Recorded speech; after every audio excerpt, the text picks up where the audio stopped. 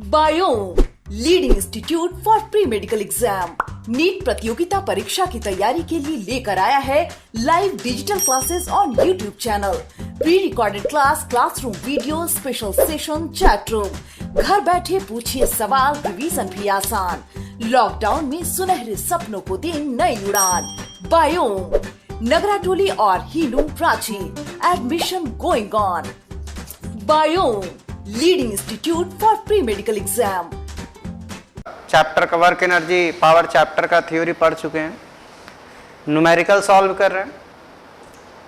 एक स्लाइड था, एक असाइनमेंट हम भेज दिए थे पिछला दिन, आप लोग देखे होंगे कुछ कुछ कहीं मिसिंग था। एक्चुअल में वो असाइनमेंट का टाइपिंग में कहीं मिस्टेक नहीं था, उसमें जो क्वेश्चन उठाया जा रहा था वो पीडीएफ से जब उसको स्लाइड में कन्वर्ट करने में थोड़ा प्रॉब्लम आया था, तो वाला हम अगला दिन डिस्कस कर देंगे उसको। आज उसको ठीक से हम फिर से स्लाइड बनवा दे रहे हैं। उसके पहले हमारे पास एक पुराना फाइल था, तो पहले हम उसका क्वेश्चन बता रहे हैं। इसमें भी बहुत सारा क्वेश्चन है, वो नया फाइल है, उसको बाद में बताएंगे, ठीक है। चलिए हम लोग क्वेश्चन की ओर बढ़ते हैं।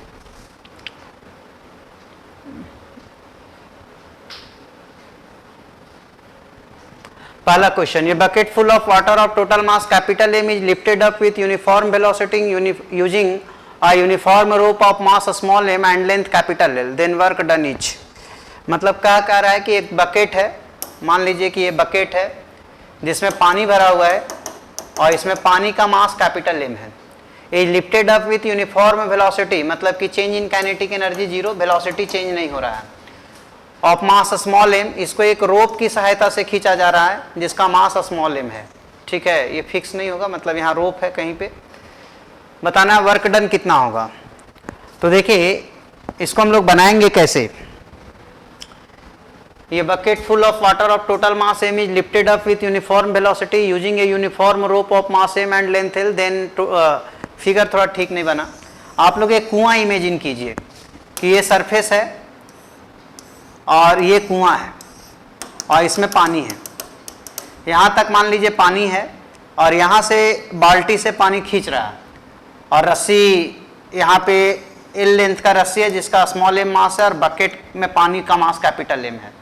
पानी खींच के यहाँ पे लाके रख दिया तो रोप यहीं पे रह जाएगा, रोप यहाँ पे रहेगा और पानी भी यहाँ पे रहेगा। तो पोटेंशियल एनर्जी कितना चेंज हुआ चेक कीजिए। तो ये रेफरेंस मान लीजिए, तो पोटेंशियल एनर्जी कितना चेंज हुआ। इनिशियल पोटेंशियल एनर्जी बकेट का minus M G into L और रोप का minus M G into L by two. ये कैसे हुआ। बकेट एल लेंथ नीचे है, ये लेंथ एल है और रोप का सेंटर ऑफ मास लेंगे। हम बताए थे कि पोटेंशियल एनर्जी में सेंटर ऑफ मास लेते हैं, तो रोप पूरा इतना है तो सेंटर ऑफ मास कहीं बीच में होगा, तो एल बाई टू रिफरेंस के नीचे। बाद में सब यहाँ आ गया तो फाइनल पोटेंशियल एनर्जी जीरो हो गया, सब जमीन पे आ गया तो फाइनल पोटेंशियल एनर्जी जीरो हो गया। अब आइए, यदि इफ डेल्टा के बराबर जीरो तो W external is equal to होता है चेंज इन पोटेंशियल एनर्जी। ये फार्मूला है, इसको याद रखना है कि यदि change in kinetic energy zero है, स्पीड में कोई परिवर्तन नहीं होता है, तो एक्सटर्नल एजेंट का work done change in potential energy के बराबर होता है। कोई बोलेगा सर ये समझ में कैसे आएगा कि इसमें ये फार्मूला लगाना है। देखिए कुआं से पानी खींचने का कोई आदमी खींचता है जिसको फिजिक्स की भाषा में एक्सटर्नल एजेंसी या एक्सटर्नल एजेंट बोलते हैं। तो चूंकि बाल्टी को जो है सो कोई एजेंट खींच रहा है, इसलिए हमको यह समझना है कि work done by agent calculate करना है। और वर्क डन बाय एजेंट का फार्मूला डेल्टा यू होता है if there is no change in kinetic energy. तो W external is equal to U final minus U initial, U final zero और U initial जितना दिया हुआ है minus M G L minus small M G L by two. तो minus minus plus हो जाएगा, M G L plus small M G into L by two. तो देखिए आंसर कौन सा है, capital M G L plus small M G L by two. First is the correct answer. Next question की ओर बढ़ते हैं।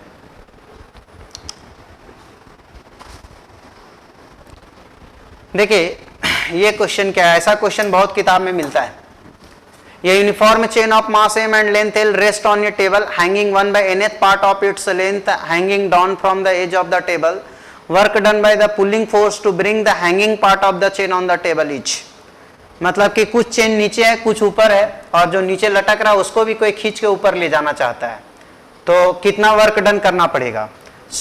स्लोली मान लीजिए, नहीं कुछ बोला है काइनेटिक एनर्जी के बारे में, तो मतलब कि खींचने वाला भी कोई आदमी होगा, तो वर्क डन बाय एजेंट निकालना है, जिसका फार्मूला होता है change in potential energy if there is no change in kinetic energy.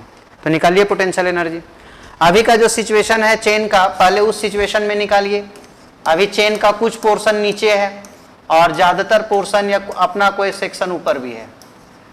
L/1/nth part मतलब L/n पार्ट नीचे है, तो मास भी होगा m/n। इसी को रेफरेंस मान लीजिए, इसी लाइन को, तो पोटेंशियल एनर्जी इनिशियल कितना हुआ? माइनस m है m/n, g h L/n, लेकिन बाई 2। सेंटर ऑफ मास आधा दूरी पे होगा, जितना चेन है उसका यहाँ पे कहीं सेंटर ऑफ मास होगा, सेंटर ऑफ मास टोटल का हाफ डिस्टेंस पे। तो इनिशियल पोटेंशियल एनर्जी जो हुआ इसका माइनस mgL/2n², ये इसका इनिशियल पोटेंशियल एनर्जी हो गया। फाइनल पोटेंशियल एनर्जी कितना होगा? सारा चेन टेबल पे आ गया, तो इसका हाइट 0 हो गया, तो इसका ये मतलब हुआ कि फाइनल पोटेंशियल एनर्जी 0 हो गया।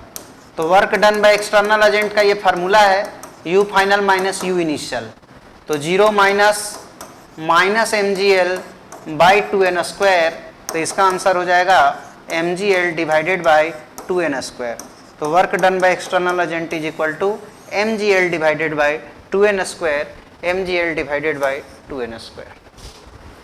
स्वाति प्रिया सर, चेन का मास m जो है वो टेबल पे चेन का मास है या टोटल मास ऑफ चेन है? m जो है स्वाति प्रिया वो टोटल चेन का मास है, टोटल मास m है, ठीक है। और हैंगिंग का यूनिटरी मेथड से 1/nth पोर्शन है तो m/nth पोर्शन, यूनिटरी मेथड से कहेंगे कि जितना सेक्शन नीचे है उसके कॉरस्पॉन्डिंग उसका मास भी नीचे होगा। नेक्स्ट क्वेश्चन, ये uniform chain of mass m and length L rest on a smooth horizontal table with 1/nth part of the its hanging part from the edge of the table. Work done in pulling the chain partially such that 1/n2th part is hanging from the edge। वही question है। Initial potential energy mgh formula होता है, तो m/n1 इतना मास हुआ, g और कितना length है L/n1/2, और रेफरेंस के नीचे तो आप माइनस लगा सकते हैं, तो इनिशियल माइनस mgL/2n1², ये इनिशियल हुआ। सिमिलरली फाइनल जाइएगा तो mgL/2n2², ये फाइनल पोटेंशियल एनर्जी होगा। तो work done by external agent कितना होगा?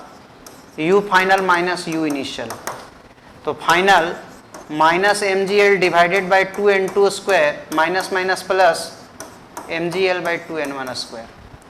यहाँ से mgL/2 common, 1/n1² minus 1/n2², ये work done by external agent का वैल्यू हो जाएगा। देखिए कोई formula mgL/2 1/n1² minus 1/n2², mgL/2 1/n1² minus 1/n2², ठीक है। Next question, consider n number of identical cubes each of mass m and side a lying on a level ground, then work done in pulling them one above the other each। मतलब ऐसा कह रहा है कि सब ऐसे दिया हुआ था पहले और बाद में सबको ऐसे अरेंज कर दिया गया। मतलब कि मान लो ना बहुत सारा कार्टून इधर उधर बिखरा हुआ है जमीन पे, और एक कार्टून के ऊपर दूसरा, दूसरा के ऊपर तीसरा के ऊपर चौथा के ऊपर पांचवा ऐसे रख दिया, या ब्रिक्स जिसको ईटा भी बोलते हैं हम लोग, जहाँ तहाँ ब्रिक्स रखा हुआ था, एक ब्रिक के ऊपर दूसरा के ऊपर तीसरा के ऊपर चौथा के ऊपर ऐसे अरेंज कर दिया। तो कितना, अब ये काम तो कोई आदमी कर रहा है, हम लेबर लगाए हो तो लेबर ईटा का काम कर रहा होगा, या हमारे घर में कार्टून इधर उधर है तो हम खुद ही कर रहे होंगे, कोई भी। तो ये वर्क डन बाय एजेंट निकालना है, और वर्क डन बाय एजेंट का मतलब वही कहानी U final minus U initial. देखिए अभी ये फिगर बाद में आया, पहले इनिशियल फेज ये है। सब क्यूब है तो सेंटर ऑफ मास a/2 पे होगा, सब क्यूब है तो सेंटर ऑफ मास a/2 पे होगा। तो इनिशियल पोटेंशियल एनर्जी कितना होगा? एम जी एच, एम हो गया एम जी और एच का वैल्यू हो गया एच का वैल्यू ए बाई 2 हो गया।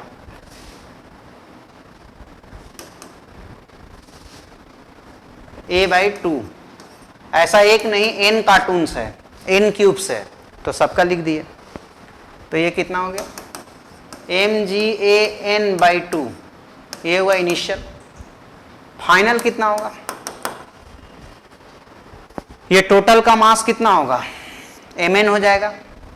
एम तो एम एन हो गया टोटल मास, जी एच टोटल हाइट कितना हुआ, टोटल हाइट ए एन तक, तो एन ए हुआ टोटल हाइट। एन ए का सेंटर ऑफ मास का हाइट एन ए बाई 2, तो एन ए का सेंटर ऑफ मास का height N A by 2, total का आधा। तो ये हो गया आपका M G A N square by 2, ये हो गया final potential energy. Work done by external agent निकालिए, फाइनल माइनस इनिशियल। तो फाइनल माइनस इनिशियल में एम जी ए बाई 2 तक कॉमन आ रहा है, M G A by 2, N भी कॉमन आ रहा है, तो यहाँ बचेगा एन माइनस 1। देखिए ऐसा कोई ऑप्शन है, M G A by 2 into N, N minus 1।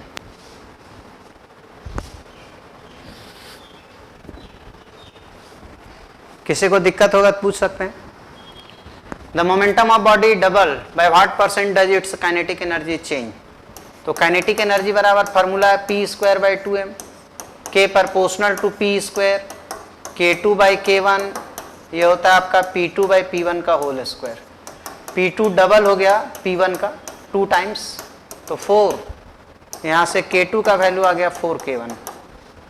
अब आइए percentage change, final minus initial by initial गुना 100, यह है 4k1 minus k1 by k1 गुना 100, तो ये हो जाएगा 300%, 300% इधर करेक्ट आंसर।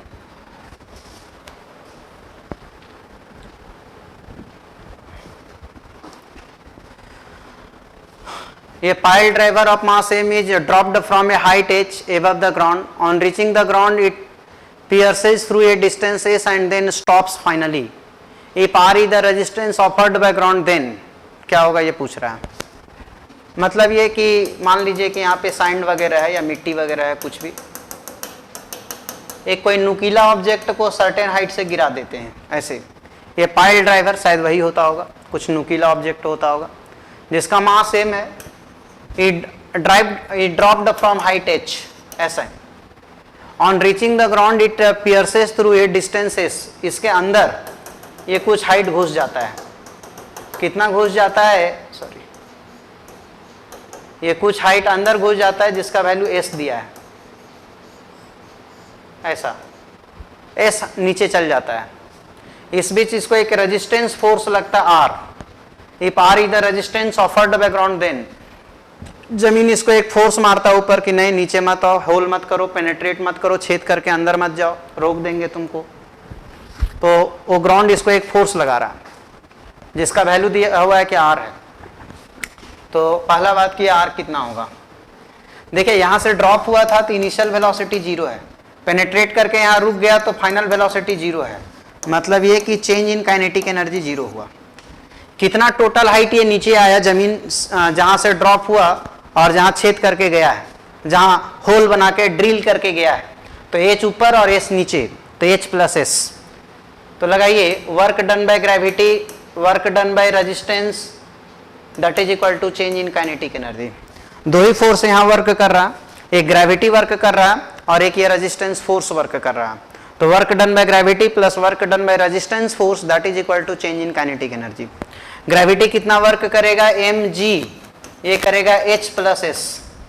mg नीचे लग रहा है और ब्लॉक भी नीचे आ रहा है, दोनों सेम साइड है, तो डिस्प्लेसमेंट और फोर्स सेम साइड है, तो 0 डिग्री एंगल है, direct force into displacement.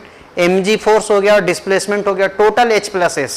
Gravity के लिए टोटल डिस्प्लेसमेंट हुआ h plus s, plus work done by resistance, resistance ऊपर है और डिस्प्लेसमेंट नीचे है, ब्लॉक नीचे जा रहा है और ये फोर्स ऊपर लग रहा है, तो रेजिस्टेंस फोर्स का उल्टा है तो इसका नेगेटिव वर्क डन होगा, तो माइनस r इंटू एस, और change in kinetic energy 0। Change in kinetic energy 0 क्यों हुआ, चेंज इन काइनेटिक एनर्जी 0 इसलिए हुआ change in kinetic energy zero इसलिए हुआ कि इनिशियल और फाइनल वेलोसिटी जीरो है। तो mg h plus S that is equal to R into S, यहाँ से r निकालेंगे तो mg h plus S divided by S, तो mg 1 plus H by S, ये आंसर है। तो mg 1 plus H by S, ये तो ये तो पहला तो यहाँ 2h बाई एस नहीं, पहला गलत हो गया, यहाँ माइनस है ये भी गलत हो गया, प्लस होता तो सही था।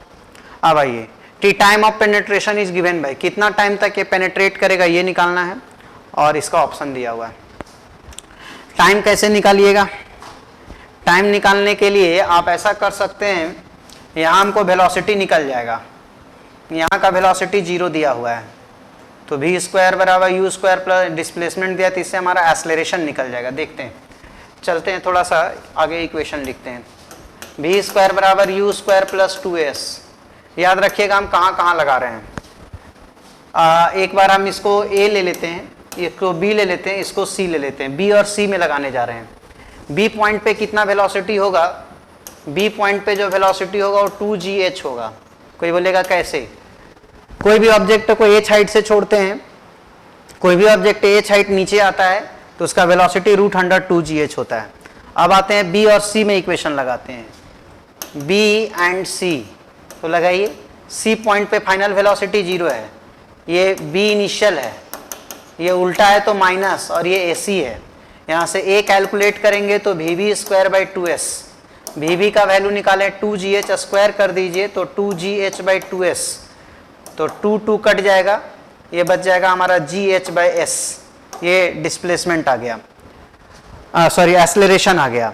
अब चाहें तो हम यहाँ इक्वेशन लिख दें b टू c में ही, v बराबर u प्लस at, ये जीरो है, यहाँ का वेलोसिटी vv और ये माइनस a इंटू टी, यहाँ से t आ जाएगा vv बाई a, vv का वैल्यू था 2gh और a का वैल्यू कैलकुलेट किए हैं gh बाई s, s ऊपर चला जाएगा तो gh नीचे आ जाएगा, तो gh नीचे आ जाएगा तो 2 बाई gh और s बाहर में रह जाएगा, s बाहर में ही है ना, देखिए तो क्या है, s तो बाहर में ही है, s बाहर में ही, ये और ये ऑप्शन है, ऑप्शन मैच कराना है हमको, तो 2 है, उसको रूट में 2 है, रूट में 2 है, कैसे ऑप्शन है, s बाहर और बटा में gh, बटा में gh, नीचे 2dh कर दिया है।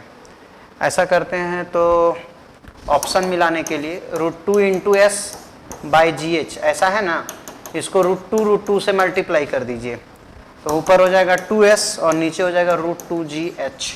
अब मिलाइएगा तो शायद कोई ऑप्शन आ जाएगा, 2s बाई √2gh, ये आंसर हो जाएगा। सर रेजिस्टेंस को एज ए फोर्स ले सकते हैं, एज ए फोर्स ले सकते हैं। देखो नेमत अली, रेजिस्टेंस एक फोर्स ही है, वो रेजिस्टेंस फोर्स ही बोल रहा है, तो फोर्स ही है। नेक्स्ट, ये body of mass m starts from rest from the top of a rough inclined plane of inclination theta and length l, मतलब एक इंक्लाइंड प्लेन है जिसका लेंथ l है और ये एंगल थीटा है, ठीक है। The velocity v with which it reaches the bottom of the incline if mu k is the coefficient of kinetic friction is, ये ब्लॉक नीचे आ रहा है, यहाँ इनिशियल वेलोसिटी जीरो, तो यहाँ पे फाइनल वेलोसिटी कितना होगा ये पूछ रहा है। शायद आपको याद होगा डाउन द प्लेन एक्सेलरेशन हम पढ़ाए थे फ्रिक्शन में, sign theta minus mu cos theta होता था, म्यू के है तो म्यू के, v स्क्वायर बराबर you square plus 2s, zero से स्टार्ट किया, a का value g sign theta minus mu के कॉस थीटा और ये l दिया है, ये हो गया v स्क्वायर, तो ये आ जाएगा आपका 2gl sign theta minus mu के इंटू कॉस थीटा। ऐसा कोई ऑप्शन है? 2gl sign theta minus mu के कॉस थीटा, ये टॉपिक हम फ्रिक्शन में पढ़ाए थे।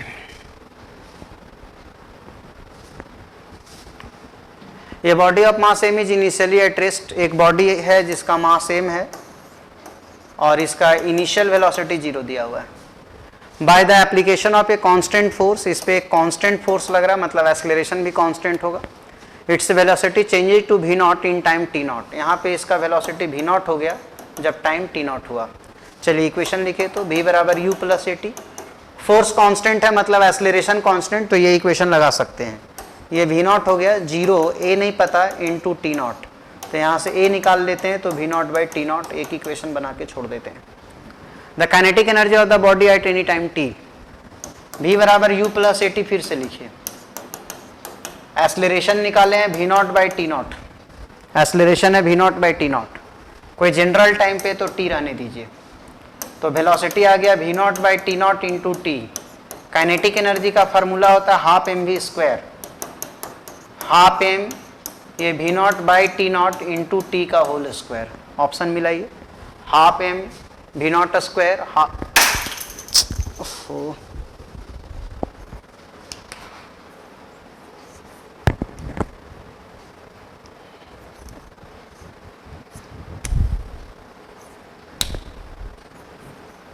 Half M V naught square, half M V naught square T by T naught का होल स्क्वायर, यही सही है।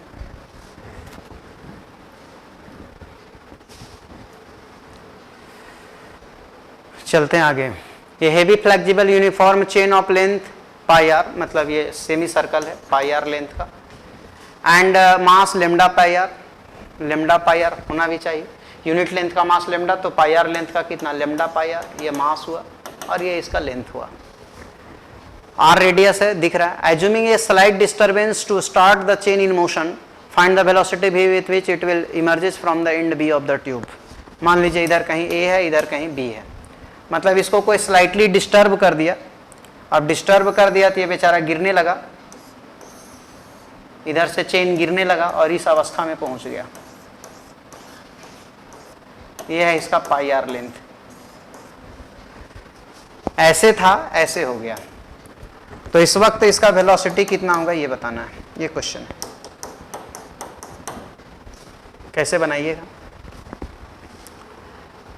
देखिए इसका सेंटर ऑफ मास कहीं बीच में होगा। सेंटर ऑफ मास यहां से जितना लेंथ है उसका आधा पे होगा, तो पाई आर बाई टू। इसका सेंटर ऑफ मास कहाँ होगा, इसका सेंटर ऑफ मास कहीं यहाँ होता है और ये होता है 2r बाई पाई। ये जो पढ़े हैं ठीक है, नहीं पढ़े हैं तो बाद में पढ़िएगा।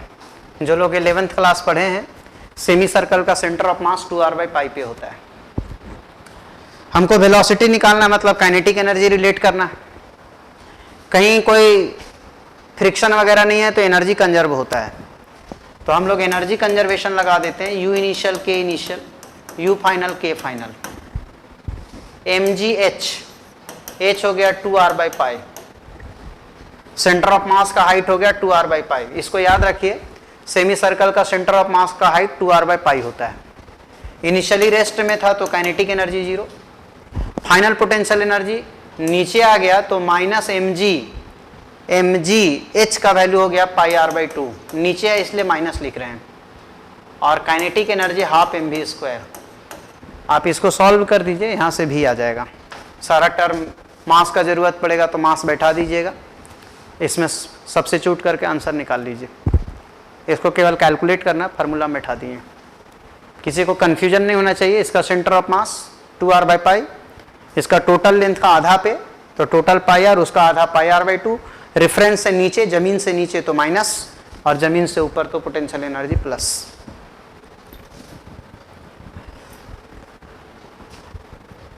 अगला क्वेश्चन की ओर बढ़ते हैं। A body of mass m is thrown at an angle theta to the horizontal with an initial velocity v naught.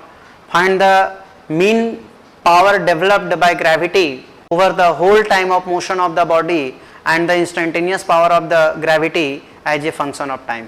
ठीक है, मतलब एक ऑब्जेक्ट को प्रोजेक्टाइल मोशन में यहाँ से फेंका गया है ऐसे,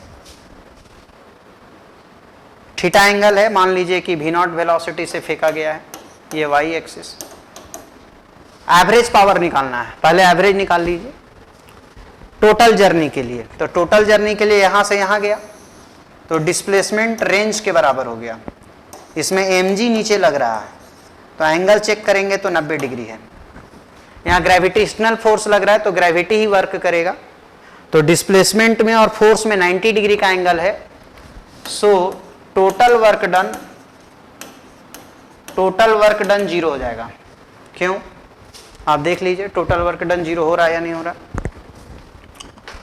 टोटल वर्क डन जीरो होगा, डिस्प्लेसमेंट ऐसे है, फोर्स ऐसे है, 90 डिग्री का एंगल है, तो एवरेज पावर कितना होगा? W टोटल बाई टाइम, तो zero by time that is equal to zero. इसका आंसर जीरो, तो P average zero is the correct answer. पर इसमें एक बात और पूछा है, इंस्टेंटेनियस पावर, वो निकालना पड़ेगा। Y है, X है।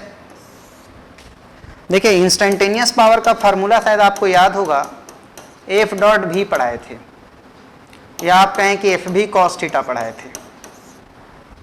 तो F डॉट भी कोई जनरल प्लेस पे यहाँ पे छोड़ के, जैसे यहाँ पे फोर्स mg नीचे लग रहा है, वेलोसिटी इधर है भी cos थीटा, तो यहाँ 90 डिग्री है, तो यहाँ पे इंस्टेंटेनियस पावर जीरो हो जाएगा इस जगह पे।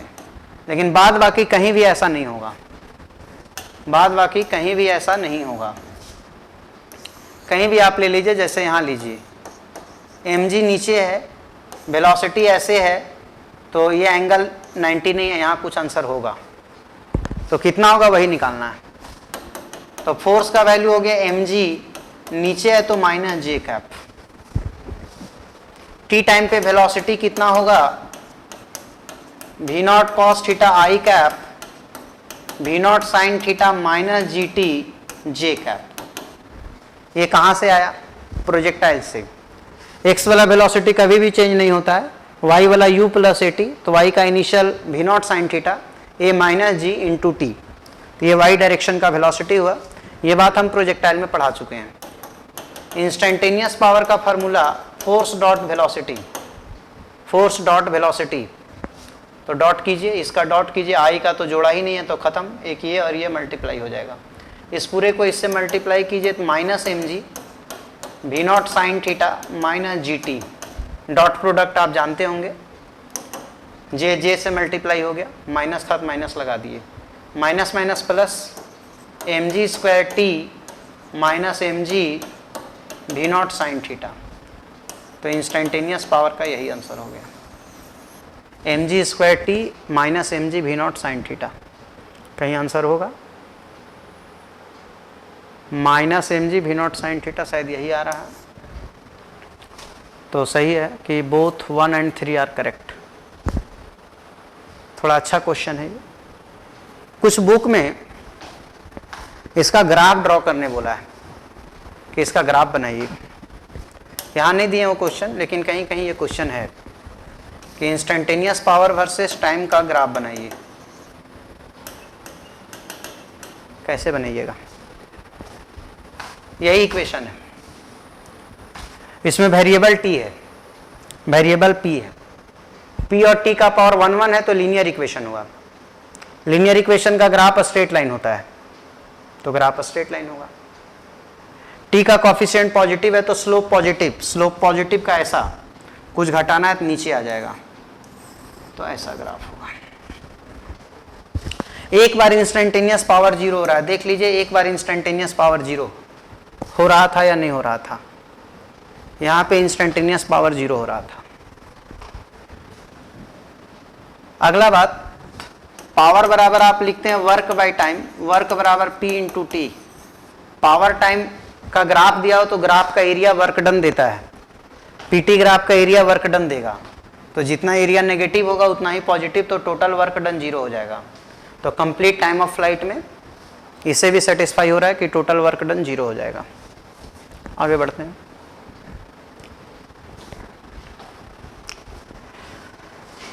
ये motor pump is used to deliver water at a certain rate from a given pipe to obtain n times water from the same pipe in the same time by what amount force and power of the motor should be increased. मतलब question का meaning क्या है? Question कह रहा है कि आपके पास एक मोटर है, एक पंप है, उससे कुछ पानी फेंकता है, आप चाहते हैं कि उसमें उसी सेम पंप में और ज़्यादा पानी फेंके, n टाइम्स ज़्यादा पानी फेंके, n मतलब 2 गुना 3 गुना 4 गुना ऐसे, जो लोग कभी मोटर चलाए हो, पंप चलाए हो, अब देखिएगा वोल्टेज घट जाता है तो पानी कम फेंकता है। या पंप का एक सेक्शन बोलते हैं, सक्शन एक पार्ट होता है, उसमें एक फुटबॉल लगा होता है, फुटबॉल में गिट्टी वगैरह भर गया तो भी पानी कम हो जाता है। उसके बाद पंप के मुंह के पास एक एल टाइप का स्ट्रक्चर लगा होता है जहाँ से पानी फेंकता है, वहाँ फीता वगैरह बांधते हैं हम लोग, वो कहीं मुड़ वगैरह जाए, थोड़ा कहीं बेंड कर जाए तो भी पानी कम फेंकता है। तो ऐसा क्या कंडीशन, जैसे अभी हम सुबह ही पानी पटा रहे थे तो मेरा फीता एक जगह मुड़ा हुआ था तो पानी बहुत कम आ रहा था, फिर उसको चेंज किए। मेरा एल टूट गया अभी तो उसको फिर एक जगह तार में खींच के बांधे हुए थे। तो थोड़ा सा सिचुएशन बदल दे रहे हैं तो पानी ज़्यादा फेंक रहा है, कहीं फीता मोड़ दे रहे हैं तो पानी कम फेंक रहा है। तो कह रहा है ज़्यादा से ज़्यादा पानी आना चाहिए। पानी ज़्यादा आना चाहिए मतलब क्या, मास ज़्यादा आना चाहिए। तो देखिए तो dm by D T, D by D T, mass को लिख सकते हैं वॉल्यूम इंटू डेंसिटी, वॉल्यूम को लिख सकते हैं area into length into density. तो area into rho into D L by D T, area into rho into velocity, तो रो ए भी dm बाई डी टी, ये dm बाई डी टी का value है।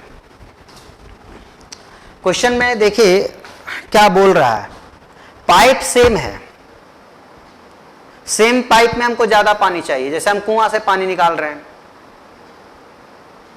तो सेम पाइप से ज्यादा पानी चाहिए, मतलब कि पाइप का जो क्रॉस सेक्शनल एरिया फीता का या उसका सेक्शन का वो चेंज नहीं हो रहा, मतलब ये कांस्टेंट है, पाइप वही है तो एरिया जो है वो चेंज नहीं हो रहा। जैसे 2 HP का पंप लीजिएगा तो उसका 3 इंच का उसका पाइप होता है, मतलब उसका डायमीटर 3 इंच का होता है, तो वो चेंज नहीं हो रहा। आपको पानी ज़्यादा चाहिए, हम सक्शन बीच में चेंज नहीं कर रहे हैं तो एरिया कांस्टेंट है। हम जिस कुआं से पानी निकाल रहे हैं पानी ज़्यादा चाहिए, कुआं थोड़े बदल देंगे, या कुआं में पानी का नेचर नहीं बदल देंगे, मतलब रो कांस्टेंट है, तो रो हमारा कांस्टेंट हो गया।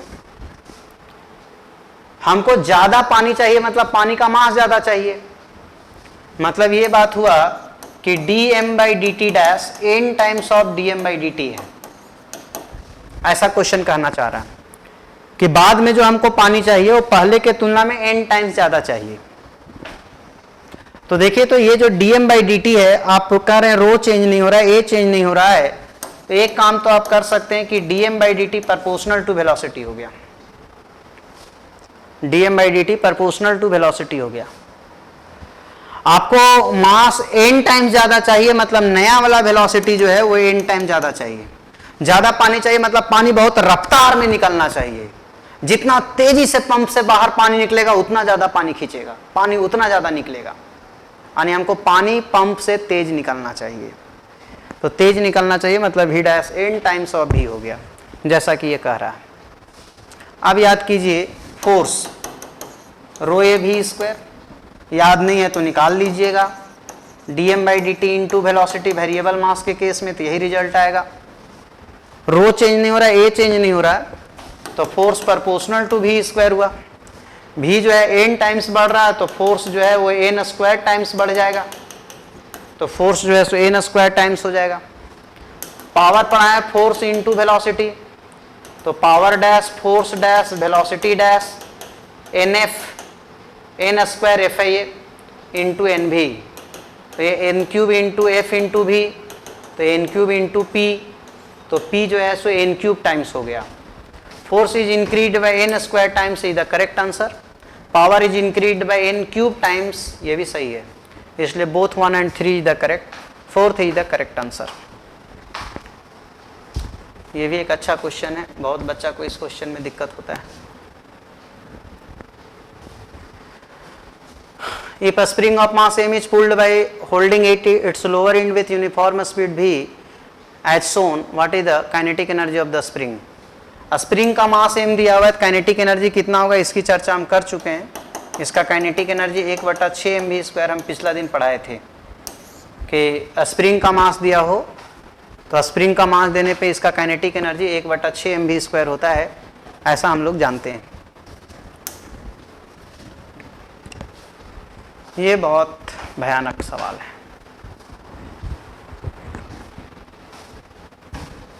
अच्छा ये वो वाला नहीं है क्या?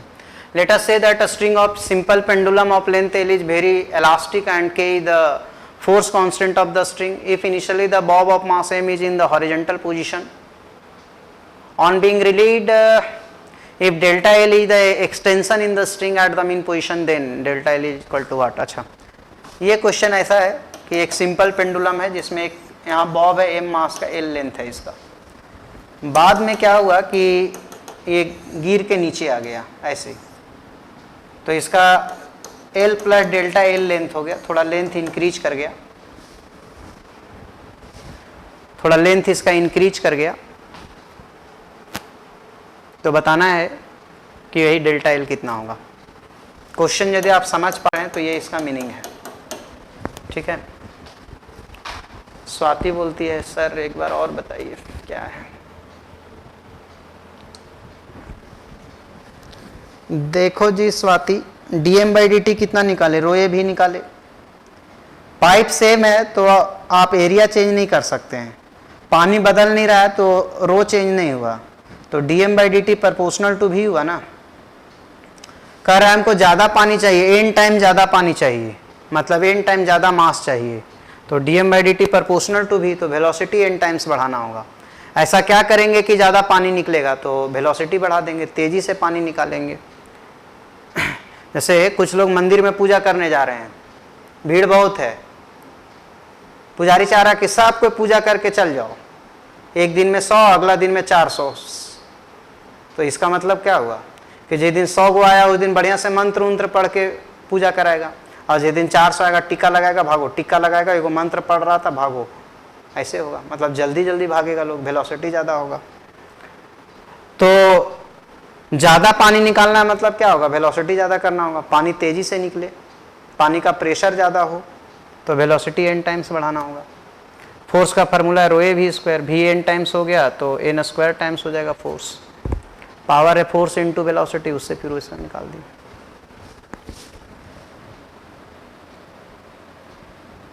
देखिए ये पहले ये हॉरिजॉन्टल पोजीशन में था, अब इस पोजीशन में आ गया, तो डेल्टा L पूछ रहा है कैसे बनाइएगा।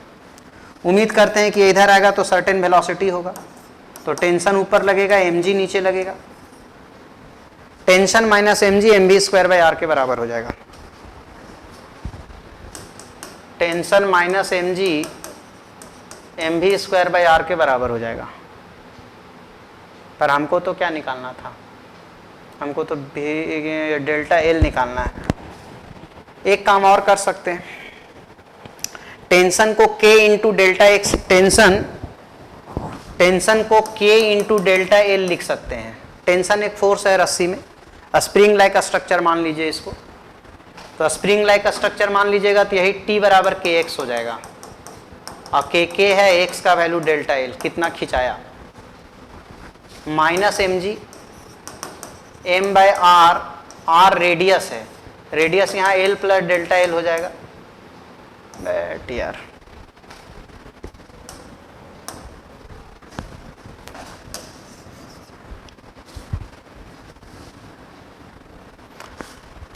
m r का वैल्यू हो गया L प्लस डेल्टा L, और v कोई भी ऑब्जेक्ट h हाइट नीचे आता है, वेलोसिटी होता है 2gh, स्क्वायर करेंगे तो 2gh, h कितना लीजिएगा, कितना हाइट नीचे आया, L प्लस डेल्टा L ही तो नीचे आया, ऐसा ही मान सकते हैं, तो ये पूरा कटिए जाएगा, तो K into delta L minus mg 2mg, तो K इंटू डेल्टा L बराबर 3mg, साइड डेल्टा L निकालना था तो 3mg/k,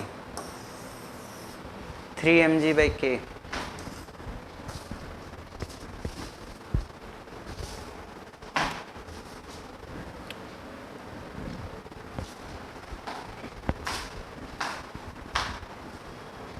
next, potential energy of particle has a form इतना where A is a constant, find the force acting on the particle. Force निकालना है, कैसे निकालेंगे, पोटेंशियल एनर्जी दिया ए, potential energy X Y Z में दिया है तो पार्शियल डिफरेंशिएशन करना होगा। निकालिए इसका del U by del X. तो del U by del X कितना होगा, एक्स में डिफरेंशिएट कर रहे हैं तो 1 बाय वाई ये 0 हो जाएगा, तो A by Y. Force in X का फॉर्मूला पढ़ाए थे, minus del U by del X minus A by Y, del U by del Y ए, एक्स को छोड़ देंगे, वाई का माइनस 1 बाय वाई का differentiation minus 1 by Y square minus Y का 1 बाई जेड, तो F Y minus del U by del Y, तो सब माइनस खत्म, तो X by Y square plus 1 by Z. फिर निकालिए इसका del U by del Z. तो del U by del Z ए, इसमें जेड नहीं है तो 0, माइनस वाई और इसका माइनस 1 बाई जेड स्क्वायर, तो माइनस माइनस वहीं प्लस हो जाएगा, A Y by Z square. अब आइए F Z minus del U by del Z, तो minus A Y by Z square. तीनों को जोड़ देंगे आई जे के लगा के, तो पहला आया minus A by Y cap, दूसरा आया A bracket A multiply A X by Y square A by Z square J cap सही है, और ये वाला minus A Y by Z square K cap ये सही है। ऐसा क्यों, पढ़ाए थे ना कि टोटल फोर्स कैसे लिखेंगे, एक्स का आई कैप, वाई का जे कैप और जेड का के कैप, इससे वो आंसर आ जाएगा। दूसरा क्वेश्चन 111 और 224 से कितना वर्क डन होगा ये बताना, 111 224। देखिए पोटेंशियल एनर्जी कितना, A X by Y minus Y by Z, initial निकालिए, सब 1 है तो इनिशियल पोटेंशियल एनर्जी 0 हो गया। फाइनल निकालिए, 2 है मतलब एक्स और वाई 2 है, ये 2 और जेड का वैल्यू कितना दिया हुआ है 4, वैल्यू बैठा दे रहे हैं।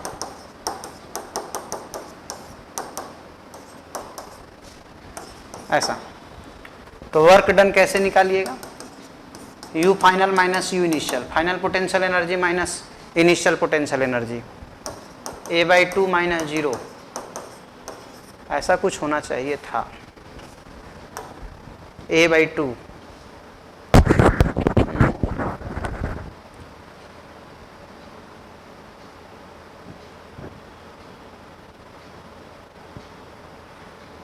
2 का 4 एक्स एक्स तो ठीक ही लिखे हैं, 2 का 4 2 1 2 बाई 4 1 बाई 2, ठीक है, तो यही आंसर होगा 1। अगला बढ़ते हैं,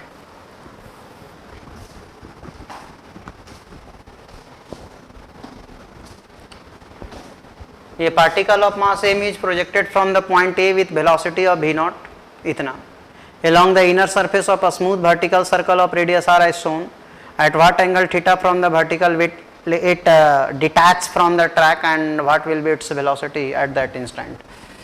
देखिए वेलोसिटी कितना दिया हुआ है, ये सर्कुलर मोशन का क्वेश्चन है, पर हम चूंकि पढ़ा चुके हैं तो हमको पढ़ाने में कोई एतराज नहीं है। 5 को अंदर ले चलते हैं तो ये 25 हो जाएगा, 19 पचे 95 और 25 25, 19 पचे 95 होता है ना, 25 अंदर गया ना, तो 25 अंदर गया तो 25 25 पहाड़ा सही है। ये वैल्यू कितना है, 5 पचे 25 5 चौका 20, 4 GR के अराउंड है, this is less than 5 GR। याद कीजिए क्या पढ़ाए थे कि यहाँ का वेलोसिटी 5 GR से कम होता है तो इधर कहीं जाके डिटैच कर जाता है, ऐसा पढ़ाए थे, तो इसीलिए कह रहा है कि ये डिटैच कर जाएगा। तो बताइए कि वो थीटा कितना होगा और उस वक्त वेलोसिटी कितना होगा, थोड़ा बड़ा सवाल है और ये सर्कुलर मोशन का क्वेश्चन है, तो कैसे बनाएंगे, चलते हैं इसके सॉल्यूशन की ओर। देखिए यहाँ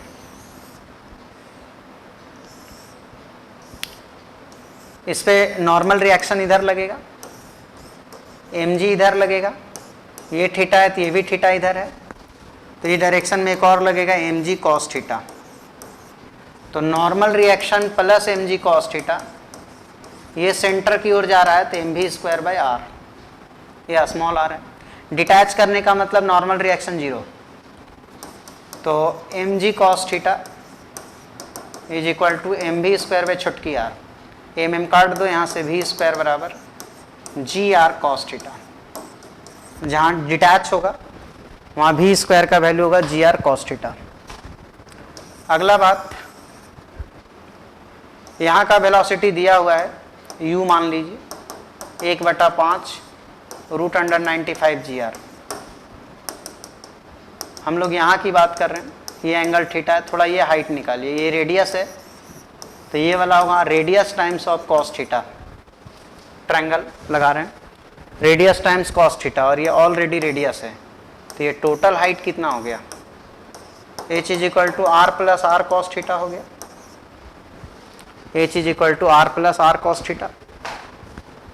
इक्वेशन लगाइए, v स्क्वायर बराबर u स्क्वायर प्लस 2as, वहाँ वेलोसिटी निकाले हम लोग G R cos theta, u square, इसका स्क्वायर कर दो कितना आ रहा है, तो 95 जी आर डिवाइडेड बाई 25, 2a हो गया माइनस जी, और h का वैल्यू यहाँ लिखा हुआ है r plus R cos theta.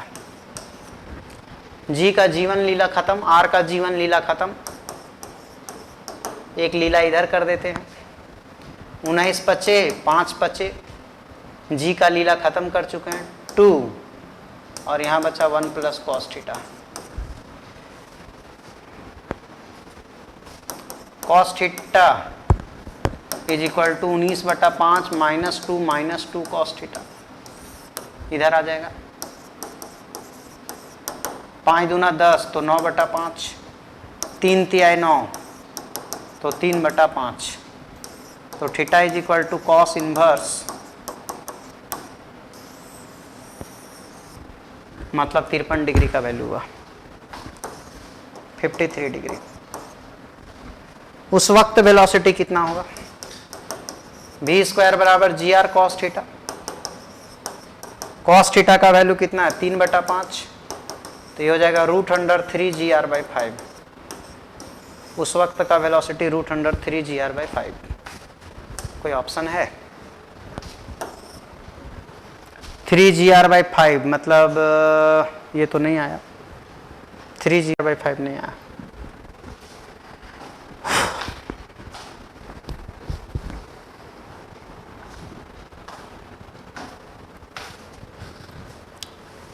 Select correct statement. A spring constant is inversely proportional to length of a spring, ये सही है, पढ़ाए थे। लॉज ऑफ मोशन में देखिएगा पढ़ाए थे के इनवर्सली प्रोपोर्शनल टू एल, केल बराबर पढ़ाए थे Y A by L, Young's modulus area by length, तो पहला सही है। When a spring of a spring constant k is cut into n equal parts, force constant of each part is n k, ये भी सही है। शायद आपको याद होगा कि जैसे ये l length spring constant k है, आगे चल के इसको दो टुकड़ा कर देते थे, मान लो ये l/3 है, ये 2l/3, तो हम पढ़ाए थे इसका 3k हो गया था और इसका 3k/2, ऐसा लॉज ऑफ मोशन में पढ़ाए थे। तो सबको बोटी बोटी कर दिया,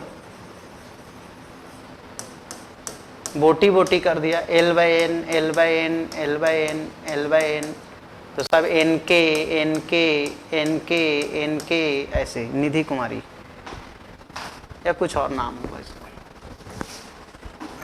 निर्मल कुमार, nk nk, तो शायद ये भी सही है।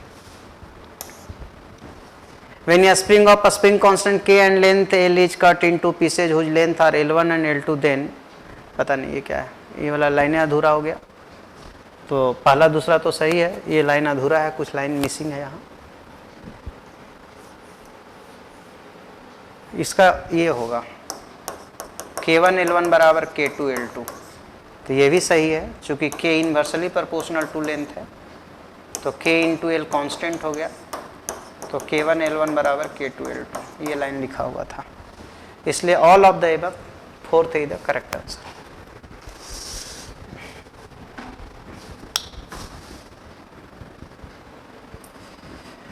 चलते हैं नेक्स्ट सवाल की ओर। Question number 18। The displacement of a particle of mass 1 kg moving along x axis under the action of force related to time as t minus 3 बराबर root x, squaring both side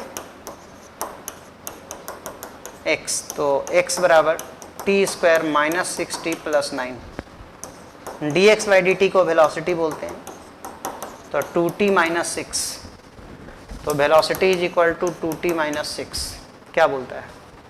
work done 1 second से 5 second तक, तो 1 second यहाँ put कीजिए, फिर एक बार 5 second put कीजिए,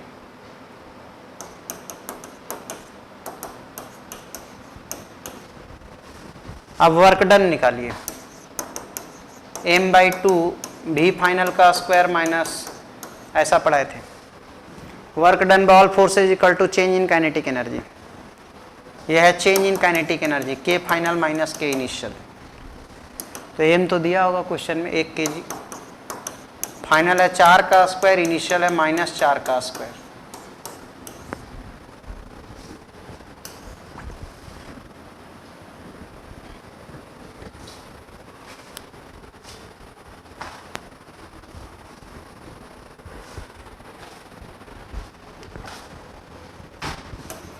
यह एक स्मार्ट सवाल है। ये क्वेश्चन नीट में पूछा है, आईआईटी में पूछा है, AIEEE में पूछा है, यूरोडॉप में दिया हुआ है।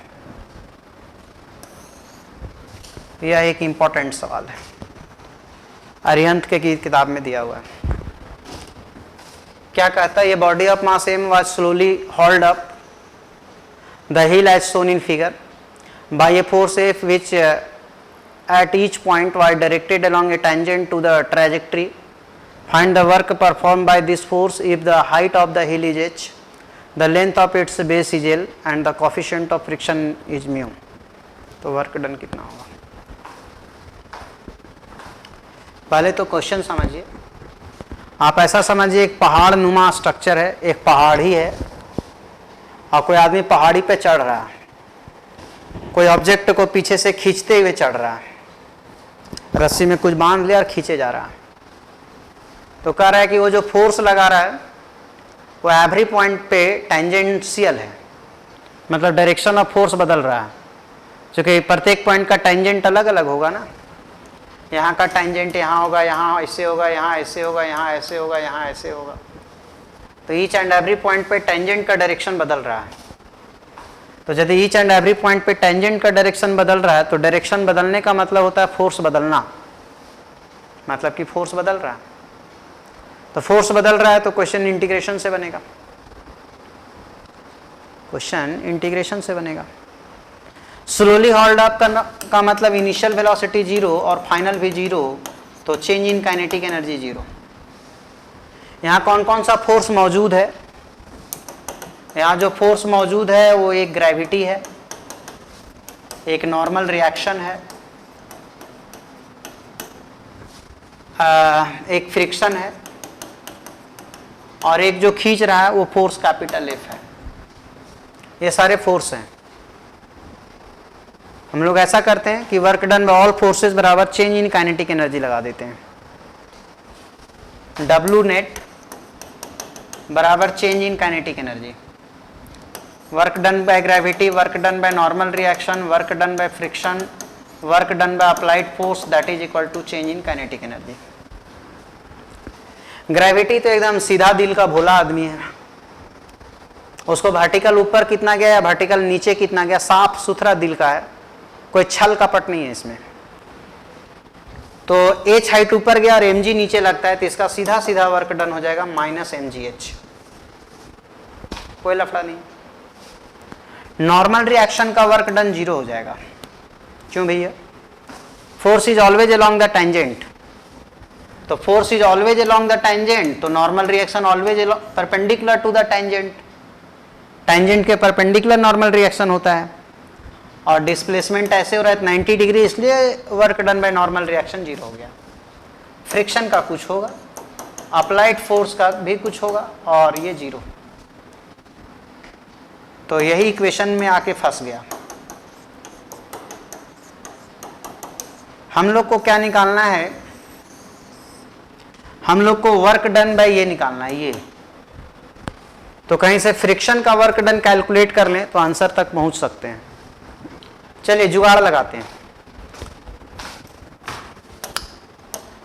कैसे जुगाड़ लगाएंगे, ये टेढ़ा कुबड़ा पहाड़ है, पहाड़ टेढ़ा कुबड़ा ही होता है। इस टेढ़ा कुबड़ा में एक छोटा सा हिस्सा काट लेते हैं ऐसे।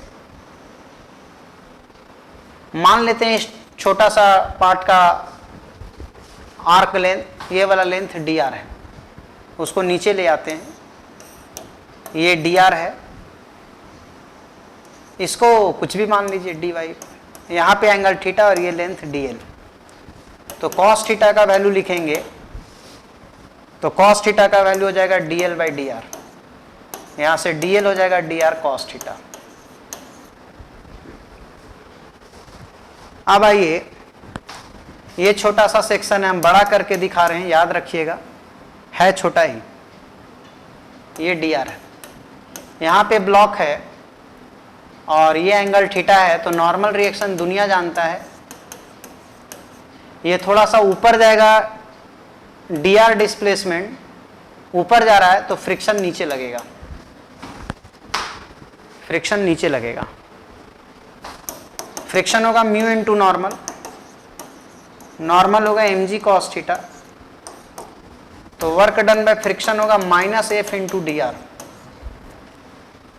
अपोजिट डायरेक्शन में है ना, फ्रिक्शन नीचे लग रहा है, बॉडी ऊपर की ओर मूव कर रहा है, अपोजिट डायरेक्शन में है, और अपोजिट डायरेक्शन में होने के कारण हम लोग work done by friction minus में लिख रहे हैं, minus mu mg cos theta into dr, minus mu mg, इनके बीच में दोस्ती प्यार बढ़वा देते हैं,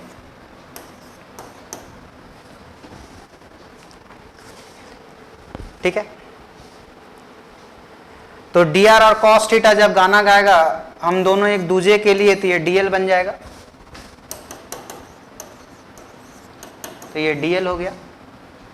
इसको स्मॉल ले लेते हैं, पूरा इंटीग्रेट कर देते हैं, तो minus mu mg dl, dl किसको लिए, ये छोटू को, और ये पूरा लंबाई l लिखा हुआ है, आप क्वेश्चन में देख सकते हैं, ये पूरा l लिखा हुआ है। तो वर्क डन बाय फ्रिक्शन ये इंटीग्रेट करके l आ जाएगा। बैक आइए, यहाँ पे पुट कर दीजिए, तो minus mgh plus minus mu mgl plus work done by applied force that is equal to 0। यहाँ से work done by applied force mgh plus mu mgl is the correct answer. mgh plus G, कहाँ नानी घर चल गया, यहाँ जी छूटा हुआ है।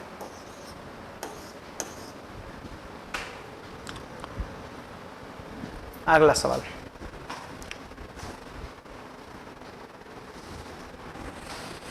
ये थोड़ा टेढ़ा सवाल है,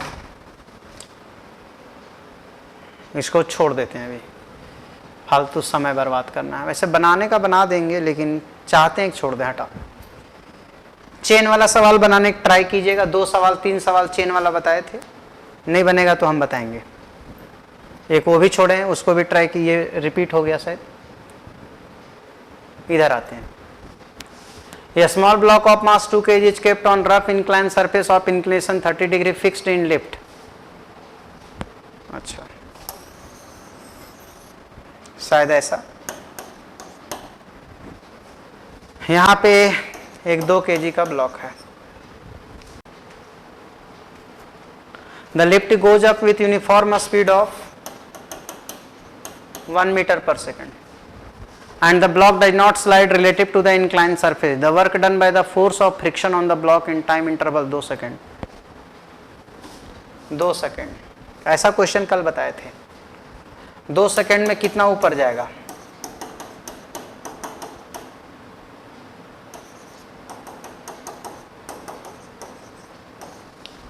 ब्लॉक नीचे नहीं गिर रहा है तो बताए थे कि फ्रिक्शन mg sin थीटा को बैलेंस करेगा।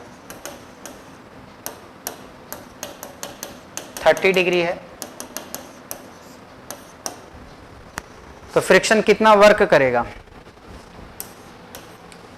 फ्रिक्शन ऐसे लग रहा है, ब्लॉक ऐसे जा रहा है, ये 30 है तो ये एंगल 60 हो जाएगा। तो वर्क डन बराबर F S cos theta, F है 10, एस है 2 और कॉस 60 डिग्री, यानी 10 जूल इसका आंसर हो जाएगा। 9.8 लिख सकते हैं।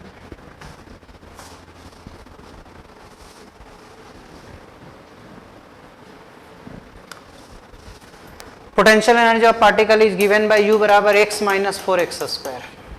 Find the points of equilibrium. Equilibrium उसको कहते हैं जहां पे फोर्स 0 होता है। F बराबर पढ़ाए थे minus D U by D x, तो F हो गया 8x माइनस 1। इक्विलिब्रियम पॉइंट पे फोर्स 0 होता है,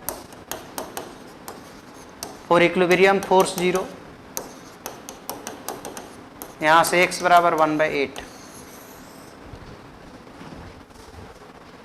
अब अस्टेबल अनस्टेबल का लफड़ा है, तो D U by D x कितना आया? एक बार और डिफ्रेंशिएट कर दो।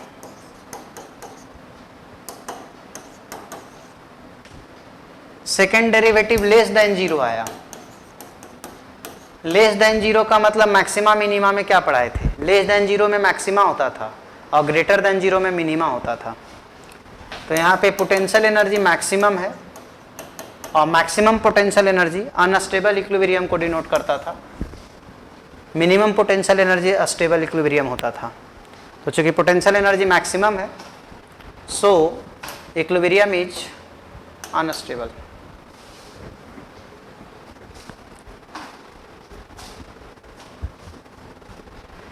Potential energy function along the positive x axis is given by,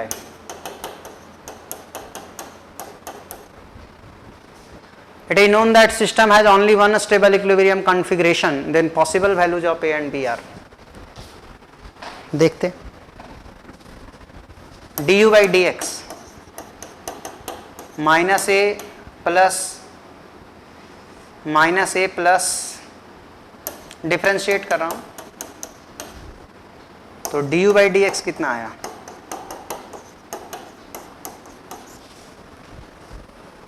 एक बार और डिफ्रेंशिएट करो।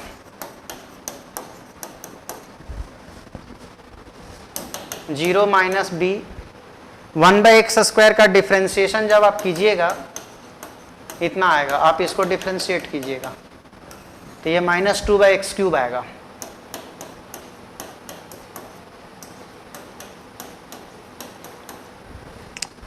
अस्टेबल इक्विलिब्रियम के लिए क्या होना चाहिए? For astable equilibrium potential energy should be minimum, और पोटेंशियल एनर्जी मिनिमम हो इसके लिए सेकेंड डेरिवेटिव ग्रेटर देन 0 होना चाहिए। d2u by D x square should be greater than 0। तो ये ग्रेटर देन 0 कब होगा? मतलब कि 2b by x cube should be greater than 0, मतलब कि 2b x³ into 0, 2b greater than 0, b greater than 0, मतलब b पॉजिटिव होना चाहिए। एक ऑप्शन ये गलत हो गया, b पॉजिटिव होना चाहिए, तो b यहाँ प्लस है, b यहाँ प्लस है, तो 1 और 2 में हिट एंड ट्रायल मारिए। और कोई ऑप्शन है ऐसा? क्या बोलता है? Potential energy function along the positive X axis given by, positive X axis में इसका पोटेंशियल एनर्जी है। A and B are constant if it is known that system has only one stable equilibrium, एक ही stable equilibrium configuration है। Possible values of A and B are, possible value of A and B are, A से तो कोई मतलब नहीं आ रहा, ए कहीं इक्वेशन में फंस नहीं रहा, तो बी का वैल्यू 1 भी ले सकते हैं, 2 भी ले सकते हैं, बी का वैल्यू यहाँ मैटर नहीं कर रहा। इसका मतलब इसमें दोनों पॉसिबिलिटी पे आंसर हो सकता है, 1 and 2 बोथ आर करेक्ट। ठीक है, यहाँ ए का कोई लफड़ा है नहीं। अच्छा, ए 1 और -1 हमारा फोर्स भी 0 होना चाहिए, ठीक है, चेक कर लेते हैं। ऐसा होना चाहिए कि हमारा फोर्स भी जीरो होना चाहिए। तो minus a minus b by x square, minus a minus b by x square, यही ना है पोटेंशियल एनर्जी।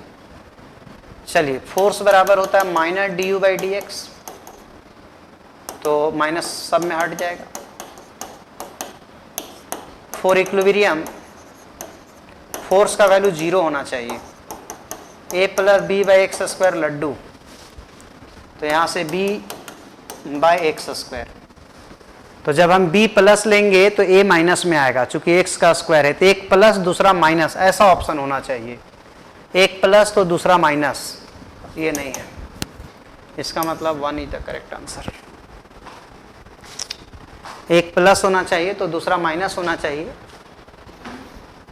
ऐसा फोर्स को जीरो करने से प्रतीत होता है, लगता है। नेक्स्ट क्वेश्चन पे आते हैं।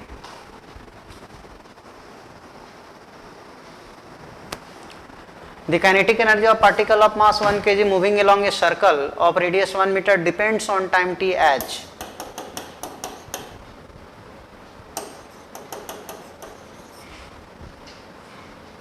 Find the force acting on the particle.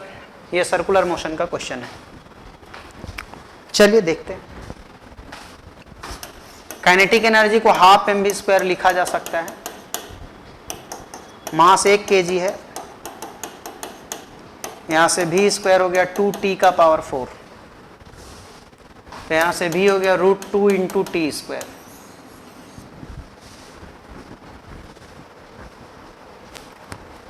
Centripetal force कितना होगा? ये होगा mv स्क्वायर बाई आर।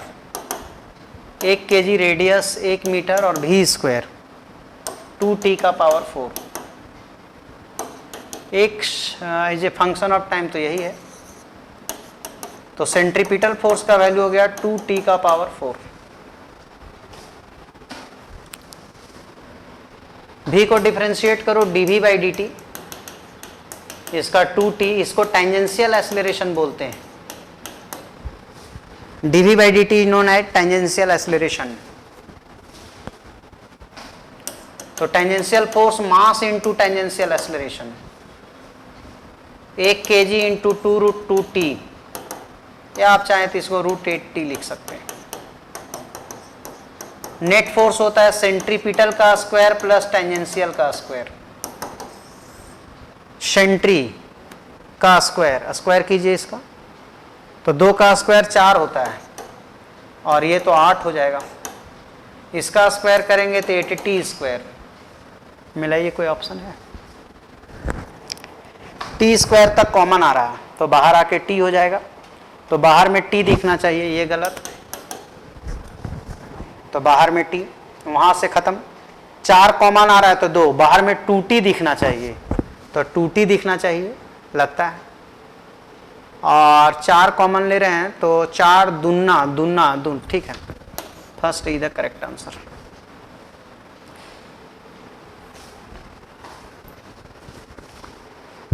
अगला सवाल। A body of mass m is pushed with the initial velocity v naught up an inclined plane, set an angle theta to the horizontal. The friction coefficient is equal to mu. What distance will the body cover before it stops, and what work do the friction forces perform over this distance? मतलब एक object है, इसको यहाँ से v not velocity से इधर ले जा रहे हैं, तो हम लोग जानते हैं कि mg साइन थीटा नीचे लगेगा। ऊपर जा रहा है तो फ्रिक्शन भी नीचे लगेगा। फ्रिक्शन कितना होगा? म्यू mg कॉस थीटा पढ़ाए हैं। नेट फोर्स डाउनवर्ड डायरेक्शन में कितना लग रहा है? mg sine theta plus friction mu mg cos theta, mass into acceleration mg sine theta plus mu mg cos theta. So acceleration is equal to इतना। ये हो गया एक्सेलरेशन। अब देखिए, वेलोसिटी ऊपर है और ये एक्सेलरेशन डाउनवर्ड डायरेक्शन में है। वेलोसिटी ऊपर है और एक्सेलरेशन डाउनवर्ड डायरेक्शन में है, तो बेसिकली ये रिटार्डेशन है। कोई दूर में जाके रुक जाएगा। स्टॉपिंग डिस्टेंस पढ़ा है v0 square by 2a, stopping distance v0 square by 2a, तो v0 स्क्वायर तो v0 स्क्वायर है, और a का value sign theta plus mu cos theta. So first is the correct option, ये करेक्ट है। अब आता है दूसरा कि फ्रिक्शन वर्क कितना करेगा, देख लेते हैं। फ्रिक्शन नीचे लग रहा है, ब्लॉक ऊपर जा रहा है, तो work done by friction minus f s, ये हो गया mu m g cos theta, और एस का वैल्यू जितना भी आया हो v0 square by 2 g sine theta plus, तो यही इसका आंसर हो गया। इसको भी अगला दिन बता देंगे, थोड़ा टाइम लगेगा, अभी थोड़ा जल्दी जल्दी एक दो सवाल बता दें, सर आ गए हैं, इसमें भी टाइम लगेगा, तो ये भी अगला दिन बताएंगे। ये और बड़ा क्वेश्चन है, इसको बता देते हैं। जो आज नहीं बताया उसको अगला दिन बता देंगे, क्योंकि वो टाइम टेकिंग था, थोड़ा सा ज़्यादा क्वेश्चन करा देना का मूड में थे। क्या बोलता है, ये block pulley system is relieved from rest, find the speed of block when 2m is displaced downward by x। ये x से नीचे जाएगा तो ये x से ऊपर जाएगा, ठीक है। तो एनर्जी कंजर्वेशन भी लगा सकते हैं, जैसे आप घर से कुछ पैसा लेके चले और कहीं टेम्पू में भाड़ा दे दिए, कहीं चाउमीन खा लिए, किसी को भीख में 2 रुपया दे दिए, लटर पटर ऐसे आप खर्चा कुछ कर दिए, तो आपका टोटल पैसा कितना हुआ, जो टोटल पैसा लॉस हुआ वो खर्च में चला गया, तो money lost is equal to money expenditure, expenditure में जितना गया। तो एनर्जी लॉस बराबर some form of energy loss करेगा, other form of energy gain करेगा। देखो ये मोटू है, थोड़ा 2m मास है, ये m मास है, तो ये जितना लेंथ नीचे जाएगा तो पोटेंशियल एनर्जी घटेगा mgh, तो ये बढ़ेगा, पर इसका मास ज़्यादा घटेगा, इसका थोड़ा कम बढ़ेगा। तो हम लोग इसको ऐसे लिखेंगे, पोटेंशियल एनर्जी लॉस्ट, छोड़ो डायरेक्ट हम लिख देते हैं, इसका mgh पोटेंशियल एनर्जी लॉस हुआ, 2mgh इतना पोटेंशियल एनर्जी इसका लॉस हुआ। तो ये जो पोटेंशियल एनर्जी लॉस हुआ ये गया कहाँ कहाँ, एक तो खुद अपने में काइनेटिक एनर्जी गेन किया, हाफ mv² इसका खुद का काइनेटिक एनर्जी हुआ, वो जो छोटू है उसका भी काइनेटिक एनर्जी हुआ, और छोटू ऊपर भी गया तो इसका पोटेंशियल एनर्जी हुआ। 2m मास नीचे गया तो पोटेंशियल एनर्जी लॉस किया, कितना mgh, लॉस पहले बोल दे रहे हैं तो माइनस नहीं लगाया, 2mgh। ये कहाँ कहाँ गया, एक खुद का काइनेटिक एनर्जी, पड़ोसी का काइनेटिक एनर्जी, और पड़ोसी ऊपर गया तो उसका increase in potential energy. 2mgh में से mgh घटाइए तो mgh ही बचेगा, ये ऐसा बच रहा है, m का दुनिया खत्म कर देंगे तो 3/2 v स्क्वायर, तो ये हो जाएगा 2gx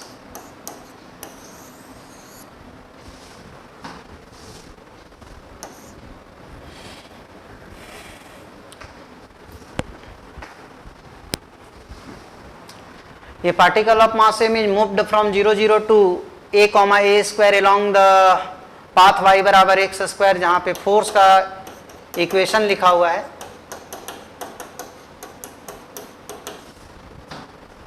find the final speed, work done निकाल लीजिए। वर्क डन का फॉर्मूला हम पढ़ाएं F dot d r, F का वैल्यू बैठाइए, x y square i cap y x square J cap dot d x i cap plus d y j cap. तो work done x y square d x y x square d y, integration कीजिए, integration का rule क्या पढ़ाए थे कि dx के साथ सिर्फ x का टर्म होना चाहिए, dy के साथ सिर्फ y होना चाहिए, पर यहाँ ऐसा नहीं है, मतलब सीधा सीधा संविधान को चुनौती दे रहा है। तो हम लोग क्या करेंगे, चेक करेंगे परफेक्ट डिफरेंशियल है या नहीं। X y square d x, तो वाई स्क्वायर कॉन्स्टेंट मान लिया जाएगा, तो y square x square by 2।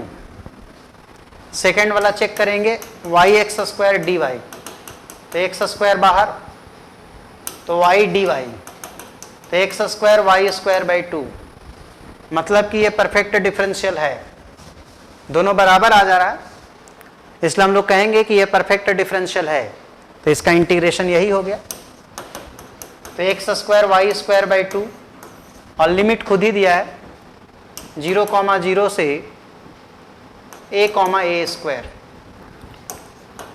तो x के जगह में a और y के जगह में a स्क्वायर, तो a का पावर 4 और ये 0, तो वर्क डन हो गया a का पावर 6/2। कोई बोलेगा सर तो फिर ये वाला कहला दिया है, ये वाला हो सकता है कि आप सवाल को परफेक्ट डिफरेंशियल के मेथड से नहीं बनाते, क्योंकि 11-12 के मैथमेटिक्स में परफेक्ट डिफरेंशियल नहीं दिया हुआ है, पर हम पढ़ाए थे मैथमेटिकल टूल्स में। तो यदि आप परफेक्ट डिफरेंशियल के अप्रोच से नहीं बनाते तो आप इसको इंटीग्रेट नहीं कर पाते। तो जैसे यहाँ dx है तो y चेंज करना पड़ता, तो वाई स्क्वायर के बाद वाई स्क्वायर यहाँ कितना हो जाता, x का पावर 4 हो जाता, तो x का पावर 4 और x का पावर 5, अब ये इंटीग्रेट हो जाता। सिमिलरली यहाँ dy है तो x हटाना पड़ता, तो x स्क्वायर y हो जाता, तो y into y y square, और तब जाके इंटीग्रेट हो जाता। आप वैसे भी बना सकते हैं, वो भी तरीका है, पर हम पढ़ाए हैं तो ऐसे बना देते हैं। तो वर्क डन आ गया हम लोग का कितना, a का पावर 6/2, शायद ऐसा ही आया। यही वर्क डन के फाइनल माइनस के इनिशियल हो जाएगा, तो ये हाफ एम भी फाइनल, इनिशियल 0 था, अब यहां से भी फाइनल निकाल लीजिए, आंसर आ जाएगा। ये और टेढ़ा सवाल है, इसको भी अगला ही दिन बताएंगे, थोड़ा जल्दी में 1-2 सवाल और बता दे। ये particle of mass m is moving in a circular orbit with constant speed under the action of central force where potential energy is given by k ln r। ये हम बताए हैं question, k is constant, r is the radius of orbit, find the speed बताए किए थे, du/dr, इसका differentiation 1/r, f is equal to minus du/dr, minus force आता था तो टुवर्ड्स द सेंटर, प्लस आता था तो अवे फ्रॉम द सेंटर, तो ये हुआ towards the centre.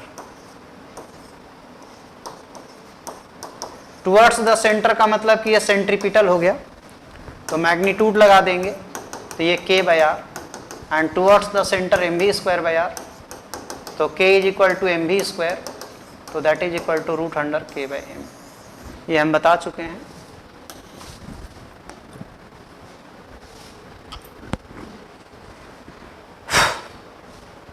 A particle of mass m at rest is acted upon by a force for a time t. Its kinetic energy after an interval t each. मतलब कोई object है, इसमें एक force लग रहा, तो इसका काइनेटिक एनर्जी कितना होगा t टाइम के बाद। तो फोर्स इसका मास इंटू एक्सेलरेशन, तो एक्सेलरेशन हो जाएगा फोर्स बाय मास, तो वेलोसिटी कितना हो जाएगा u + at। a का वैल्यू हो गया f/m इंटू टी, तो ft/m, m इंटू भी कितना हो जाएगा, m इंटू भी को p बोलते हैं। काइनेटिक एनर्जी का फॉर्मूला होता है p²/2m, तो इसका मतलब f² t²/2m।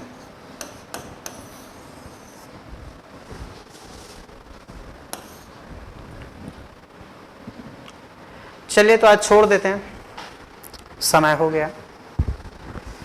आप लोग को जितना बताएं उसको रिवाइज कीजिएगा, बनाइएगा थोड़ा। अगला दिन ये स्लाइड में चूंकि बहुत क्वेश्चन है,